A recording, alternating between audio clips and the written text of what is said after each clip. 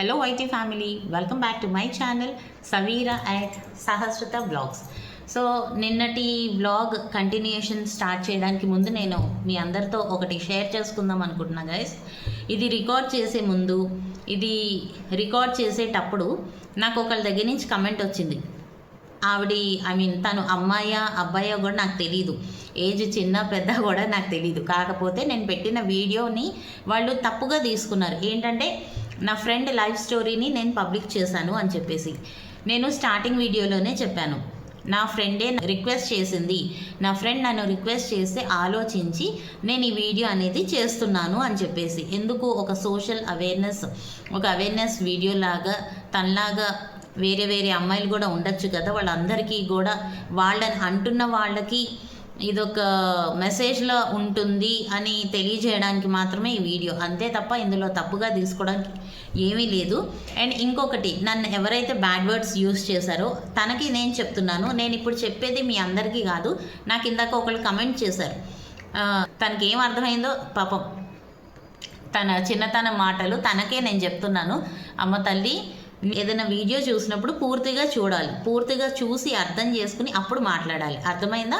Second thing, నీకు marriage అయ్యి ఉంటే నువ్వు ఇలా మాట్లాడవు, అర్థమైందా? అమ్మాయికి మ్యారేజ్ అయ్యి అత్తింటి వాళ్ళతో సరిగ్గా రిలేషన్స్ అనేది ఫామ్ అవ్వలేదనుకో, చుట్టుపక్కల వాళ్ళు అనే మాటలు పడుతూ ఉంటే, బేర్ చేస్తుంటే ఆ బాధ అనేది ఎలా ఉంటుంది అనేది ఒక పెళ్ళైన ఆడపిల్లకు మాత్రమే తెలుస్తుంది. నీకు పెళ్ళైందో లేదో నాకు తెలియదు, నీ చిన్నతన మాటలు వింటుంటే నీకు పెళ్లి కాలేదనే అనిపిస్తుంది నాకు.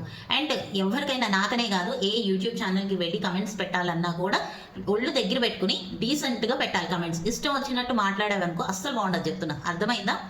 సో ఇది గైస్ ఫస్ట్ పార్ట్ అయితే చూసారు కదా. అండ్ దాని కంటిన్యూషన్ ఏంటంటే, అలాగా వాళ్ళ మావయ్య గారు హెల్ప్ చేయనప్పటికీ ఆ మావయ్య గారి కోసం ఇల్లు ఏదో చచ్చి చెడి అలాగా కొనుక్కున్నారు. ఫ్రెండ్స్ దగ్గర అప్పో సొప్పో చేసి లోన్ తీసుకుని కొనుక్కున్నారు. అలాంటి వాళ్ళ దగ్గరికి వెళ్ళి మీరు ఇల్లు అమ్మేయండిరా, వచ్చిన డబ్బులతో 3 BHK తీసుకోండి అని చెప్పి వివిధ రకాల స్టేట్మెంట్స్ చెప్పడం జరిగిందంట. ఇప్పుడు నాకైతే ఒకటి అర్థం కాదు, మన పెద్దవాళ్ళు మనకు నేర్పిస్తూ వస్తున్నారు మన చిన్నప్పటి నుంచి. అండ్ మనం కూడా మన పిల్లలకి ఒక మాట అయితే చెప్తూ వస్తాం, దుప్పటి ఎంతవరకు ఉందో అంతవరకే కాళ్ళు జాపుకోవు అని. అవునా? ఇది మీ అందరికీ తెలిసే ఉంటుంది. అంటే మన మిడిల్ క్లాస్ పరిస్థితులు, మన మిడిల్ క్లాస్ స్తోమత ఎంతవరకు ఉంటుందో అంతవరకు మాత్రమే కొనుక్కోగలుగుతాం తప్ప వాళ్ళు ఏమనుకుంటారు వీళ్ళు ఏమనుకుంటారు అని చెప్పి మనం అయితే కొనుక్కోలేం కదా, అప్పుల పాలు అవ్వలేం కదా. ఏమంటారు? ఇక్కడ నుంచి నేను ఒక్కొక్క క్వశ్చన్ మిమ్మల్ని అడుగుతాను, మీ యొక్క స్పందన ఖచ్చితంగా నా కమెంట్ సెక్షన్లో కమెంట్ చేయండి గైస్, ఓకేనా? అండ్ ఇష్టం లేని వాళ్ళు మాత్రం దయచేసి చూడకండి, చూసి పిచ్చి పిచ్చి కమెంట్స్ పెట్టద్దు, అర్థమైందా?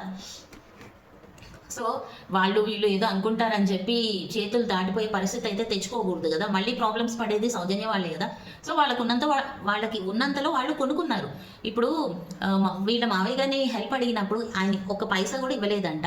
ఇప్పుడు వాళ్ళ తరఫు వాళ్ళు వచ్చి ఇల్లు చిన్నగా ఉంది, ఇంకో ప్రాబ్లం ఉంది, అది ఉంది, ఇల్లు అమ్మేయండి అని మాట్లాడే రైట్ ఎంతవరకు ఉంటుందంటారు?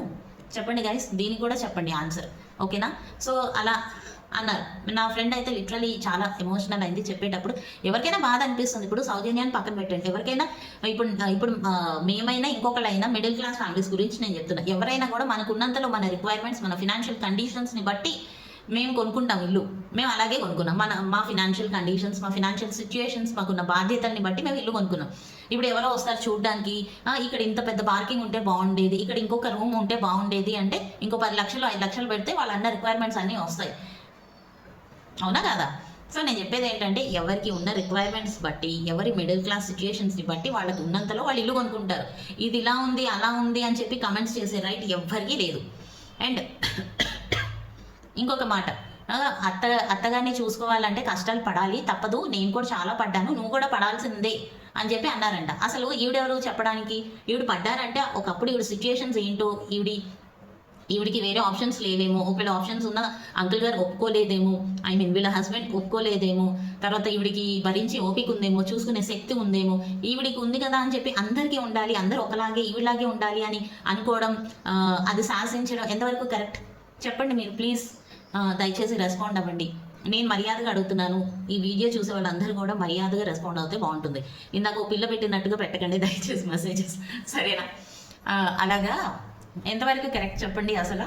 ఇప్పుడు నేను చాలా పర్ఫెక్ట్గా ఉంటాను, నేను ఏ డిషెస్ చేసినా చాలా పర్ఫెక్ట్గా చేస్తాను, అలానే మా అమ్మాయి కూడా నువ్వు ఇలాగే చేయాలి, ఈ విధంగానే చేయాలి అని చెప్తే తన ఓన్ క్రియేటివిటీ, తన ఓన్ టాలెంట్ అనేది బయటకు వస్తుందా చెప్పండి? రాదు కదా. నేనే తొక్కేస్తూ ఉంటే తనలో ఉన్న టాలెంట్స్ ఎలా వస్తాయి బయటికి? అంటే ఎవరికి ఉండేది వాళ్ళకు ఉంటుంది.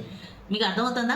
ఈవిడికి ఉంది కదా అని చెప్పేసి అందరికీ అదే ఓపిక, అదే ఇది ఉండాలని అయితే ఎక్కడ లేదు కదా. అలా అయితే భగవంతుడు ఈవిడ్నే లోకం అంతా పుట్టించాలి కదా.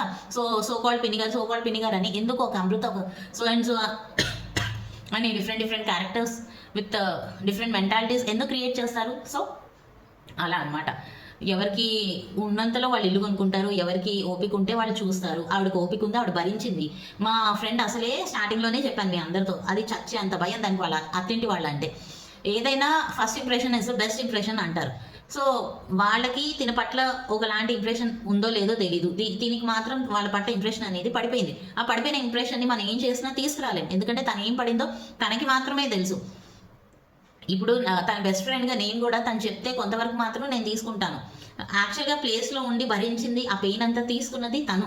సో వాళ్ళ ట్రూ కలర్స్ ఏంటి అనేది తనకు మాత్రమే తెలుస్తుంది. ఇప్పుడు హస్బెండ్ ట్రూ కలర్స్ వైఫ్కి ఎలా తెలుస్తాయో, వైఫ్ ట్రూ కలర్స్ కూడా హస్బెండ్కి తెలుస్తాయి. అలాగే అత్తింటి వాళ్ళ గురించి కోడలికి తెలుస్తుంది, కోడల గురించి అత్తింటి వాళ్ళకే తెలుస్తుంది. అవునా? ఈ సౌజన్య ఒకటే చెప్పింది, మేము చూడమని చెప్పలేదు అమృత, మీ అన్నయ్య గారు దానికి తగ్గట్టు ఏర్పాట్లు అయితే చేస్తున్నారు. అవి కేవలం వాళ్ళ నాన్నగారు వాళ్ళకి తెలిస్తే చాలు కదా, చుట్టుపక్కల వాళ్ళందరికీ తెలియాల్సిన అవసరం లేదు కదా అని చెప్పింది. కరెక్టే కదా.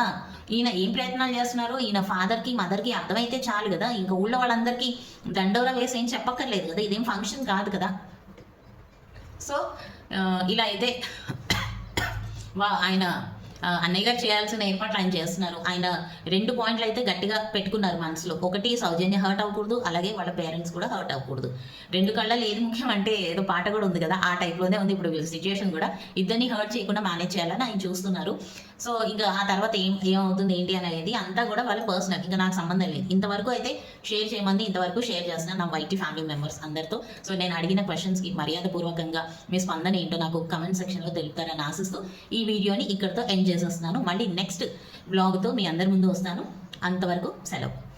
నమస్తే.